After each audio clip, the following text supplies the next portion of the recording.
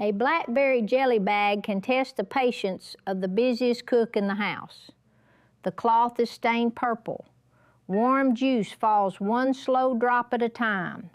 Pulp still bulges inside, and the bowl below never seems to fill fast enough. Every instinct says to twist the top and squeeze. That is exactly what clear jelly instructions tell us not to do.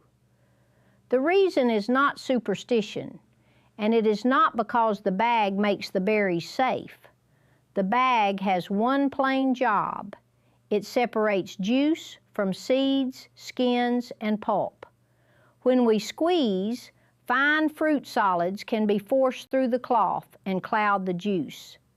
So the first useful answer is this: letting the bag drip protects clarity. It does not create the gel, seal the jar, or replace a tested recipe. Those jobs happen later. I want to follow 1 kettle of blackberries from the berry bucket to a clear glass of juice, then into a finished jelly. Along the way, we will compare a freely drained bag with a squeezed one. We will see what pectin does, why ripeness matters, and why a jelly that sets beautifully can still be made by an unsafe method. That last distinction is important. The old kitchen gives us the cloth, the bowl, and the patience. Current preservation guidance gives us tested proportions, boiling instructions, jar preparation, processing, and altitude adjustments. We can honor both without pretending they are the same kind of authority. The central question is small enough to hold between 2 fingers. Why would a household in the middle of berry season leave usable juice hanging in a bag instead of pressing it out? To answer it, we need to begin before the bag. We need to look at the berry, the seed, the pulp, and the juice as different parts of one fruit. Then we need to decide whether we are making jam or jelly, because those 2 words ask the fruit to become different things. Set a bowl of blackberries on the table. Each berry is made of many small sections gathered around a center. There are skins, seeds, pulp, juice, acid, flavor, color, and natural pectin. Crush the berries and all of those parts begin mixing together. For jam, that fruit body is welcome. Jam contains crushed or chopped fruit. Seeds may remain unless the tested recipe directs otherwise. Jelly follows another path. Jelly begins with extracted fruit juice. That difference explains the bag. We are not trying to make the berries disappear. We are selecting the liquid portion for a product that should be translucent enough to catch the light and firm enough to hold its shape. The berries must still be sound. Moldy, fermented, or spoiled fruit does not become acceptable because it is boiled or strained. Wash and prepare the fruit as the tested method directs. Ripeness matters too. Fully ripe blackberries carry the flavor and color we expect.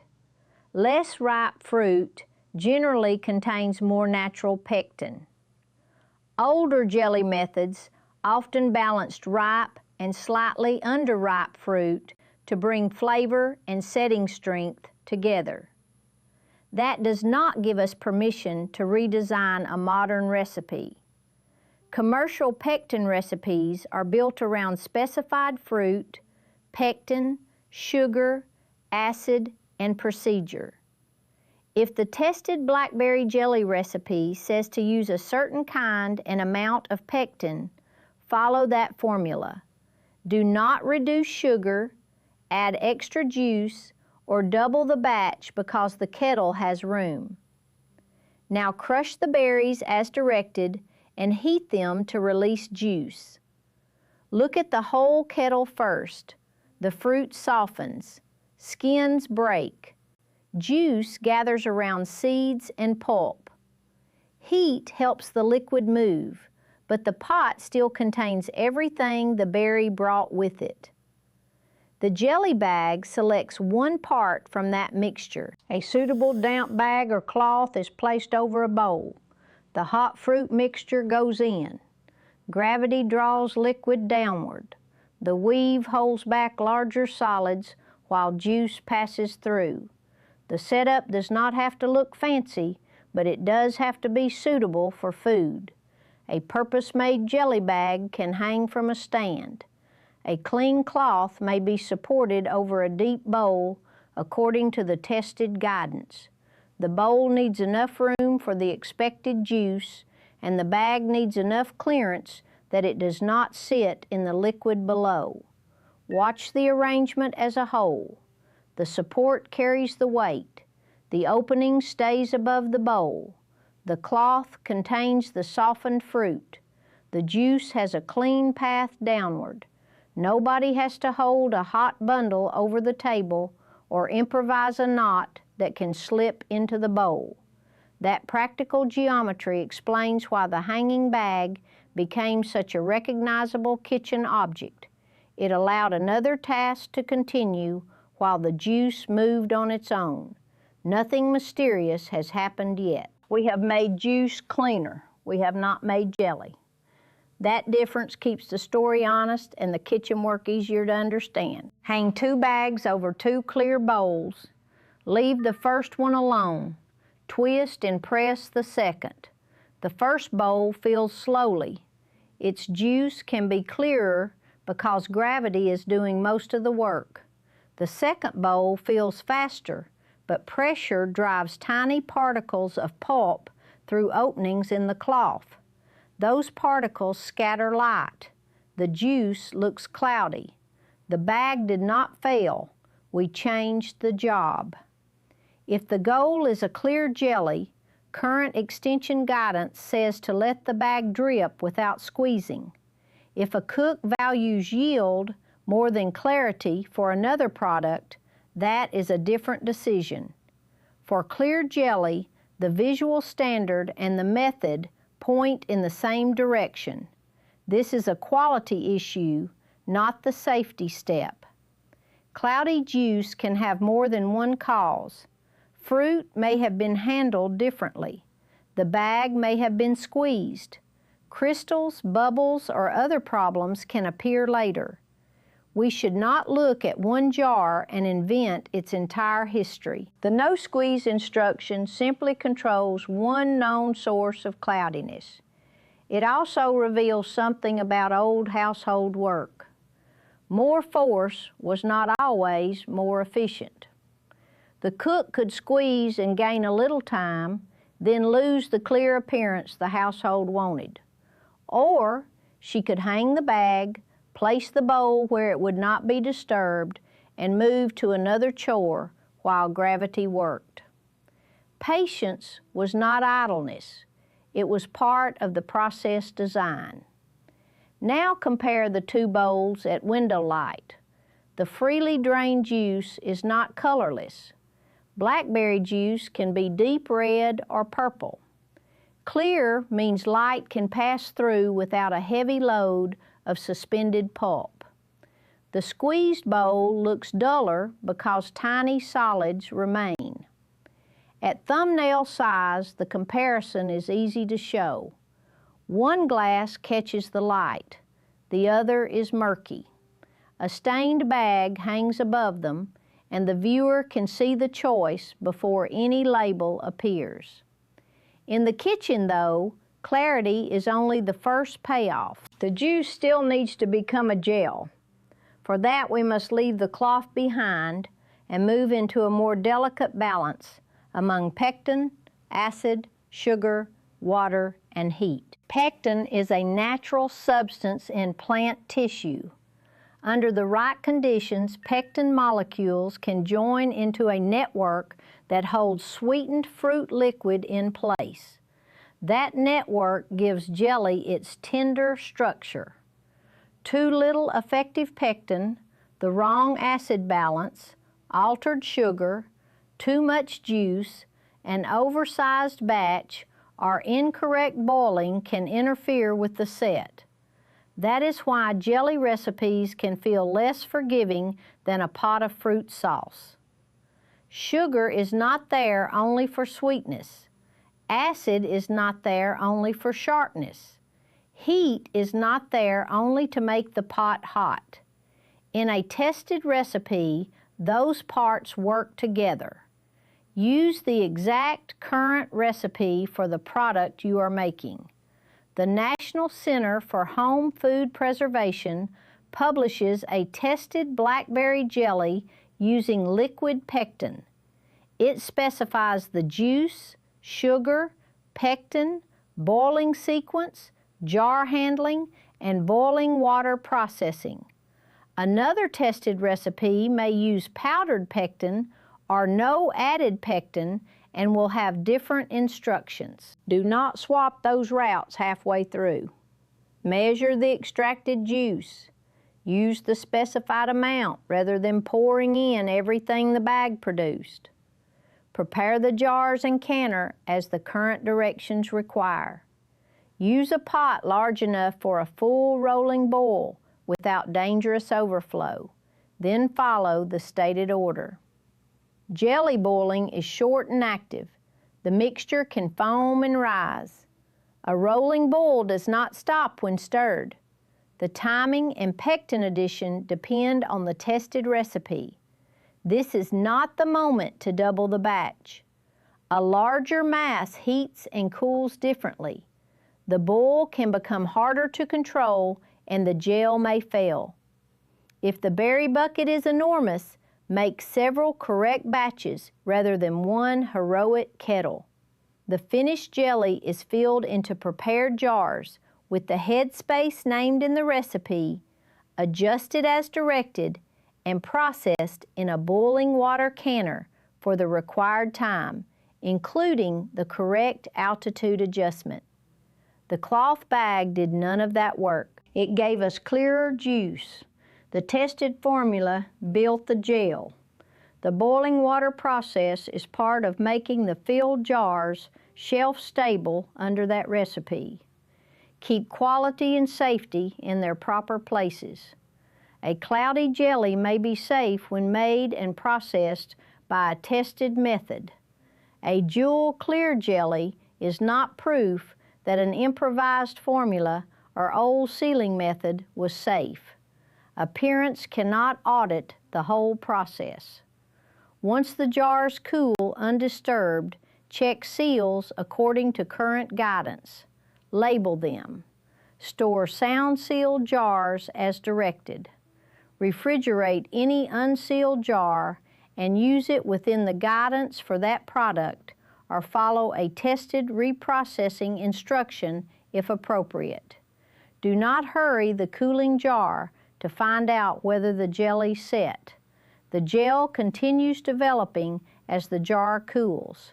Moving, tilting, or pressing a warm jar teaches us very little and can interfere with the cooling period. Give the batch the undisturbed time named in current guidance before deciding that it failed. When the jar is finally opened, a good jelly should hold together tenderly rather than behave like rubber. It should spread. The exact firmness varies with the recipe and fruit, so the goal is not to make the hardest possible gel. The glow in the jar is satisfying. The record beside it matters just as much. Many people remember jelly covered with paraffin wax. Others remember a hot jar filled and closed without a boiling water process. Those memories belong to real kitchens. They also belong to an earlier understanding of home preservation. Current canning guidance does not recommend paraffin sealing or open kettle canning for jams and jellies. That correction should be plain, without turning family history into a joke. A grandmother may have made beautiful jelly by a method she was taught. She worked with the best knowledge available to her, and the household may remember every jar turning out well. Our responsibility is to use current tested guidance now. We do not have to reenact every risk to honor the food. Keep the berry picking. Keep the cloth bag. Keep the light through the finished jelly. Replace outdated sealing and processing practices with the tested method. The same fairness applies to a jelly that does not set. A soft set can come from altered proportions, insufficient pectin, incorrect boiling, an oversized batch, or fruit conditions that did not suit the method. Do not invent one cause from appearance alone. And do not treat a firm set as a safety certificate. If a batch was made from a tested formula and processed correctly, but set softer than expected, consult current extension troubleshooting guidance. Depending on the product and timing, there may be a tested remake procedure. Sometimes the better choice is to use a soft jelly as a syrup and improve the next batch. If the recipe itself was improvised or processing was skipped, a firm texture does not repair that missing safety control. Write down the source, date, pectin type, batch size, and any useful observation. Did the bag drip freely? Was the measured juice exact? Was the sugar changed? Did the mixture reach the required boil? Was the batch doubled? What altitude process was used? Those notes turn disappointment into evidence. They also protect the recipe from accidental drift. A familiar handwritten card may have several versions tucked into the same box. Mark which current tested source the household now follows. That is not bureaucracy. It is a way of handing down both flavor and care. Return to the hanging bag. The bowl is fuller now. The cloth is still stained. The berry pulp inside looks as if it ought to have one more squeeze in it. Leave it alone. The last few spoonfuls are not worth clouding the juice if clear jelly is the goal. That small act of restraint carries the whole story. Jam keeps more of the fruit body. Jelly selects the juice. The bag separates. Pectin, acid, sugar, water, and heat build the gel under a tested formula. Boiling water processing completes the current shelf-stable method. Each part has its own job. Trouble begins when one object is asked to do all of them. The cloth bag did not preserve the berries. The sugar did not excuse an untested process. A firm set did not prove safety. A sealed jar did not tell us how it was made. What the bag protected was clarity. What the written tested method protected was the process. And what the household preserved was not only berry flavor. It was a summer task made small enough to carry into another season. Did your family make blackberry jelly, jam, or syrup? Do you remember a proper jelly bag, a flour sack cloth, or another straining setup? Tell me what the kitchen looked like and what the finished fruit spread was called. Please leave untested ingredient proportions and sealing directions out of the comments. This closes our late summer fruit pair.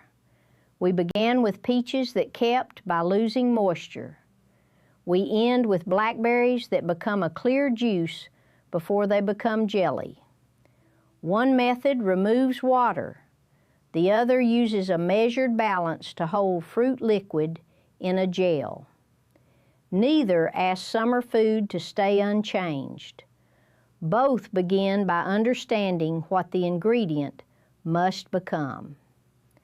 Until next time, let the bag drip, keep the tested recipe beside the kettle, and take good care of yourself.